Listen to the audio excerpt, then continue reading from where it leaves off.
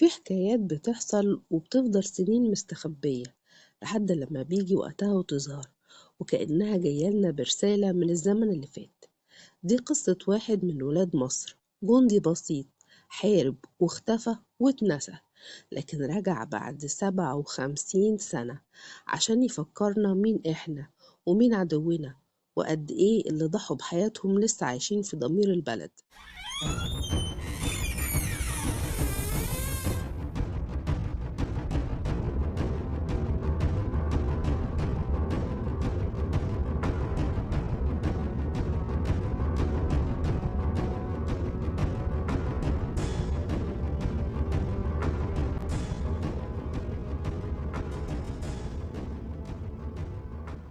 اللي في الصورة دي جنازة عسكرية للمجند المصري فوزي محمد عبد المولى. رغم إن الجنازة كانت سنة 2024، لكنه استشهد من 57 سنة في حرب 67. فوزي اتولد يوم 18 يناير سنة 1945 في الدخيلة في اسكندرية.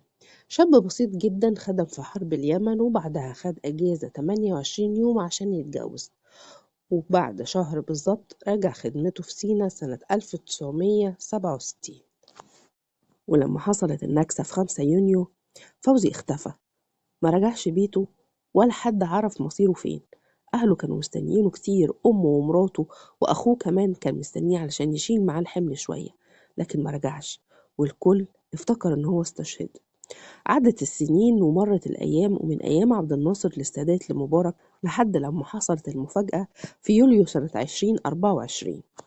فريق بحث مدني لقى هيكل عظمي الجندي في رمال سينا، وكانت المعجزة كانت معاه متعلقاته وبطاقته وصور لأهله. نزلت صورته على السوشيال ميديا، وابن أخوه شاف صورته ورجع لأبوه على طول، قال له: يا بابا، فاكر عمي الله يرحمه؟ قال له: أيوة، عمك فوزي. قال له: لقوه يا بابا، لقوه. الأخ كان ساعتها عنده 20 سنة وقتها، بقى دلوقتي الحاج عبد المولى عنده 77 سنة. شاف الصورة وتأكد وبدأ يتحرك مع الجهات المختصة، وبالفعل تحليل ال DNA أثبت فعلا إن الهيكل العظمي ده بتاع أخوه. وفي يوم 10 مايو سنة 2024 الجثمان رجع لبيته ورجع لأهله، واتعملت له جنازة عسكرية محترمة. وأخيرا فوزي ارتاح وارتاحت أهله كمان. الشهيد فوزي محمد مش مجرد جندي، لأ، ده ضحى بروحه علشان تراب البلد دي.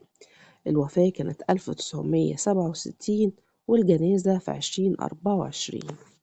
وفي النهاية تحية لكل شهيد، وتحية لكل قلب استنى ومفقدش الأمل، وتحية لكل رملة في سينا لسه شايلة سر من أسرار الشرف. أشوفكم على خير الحلقة الجاية.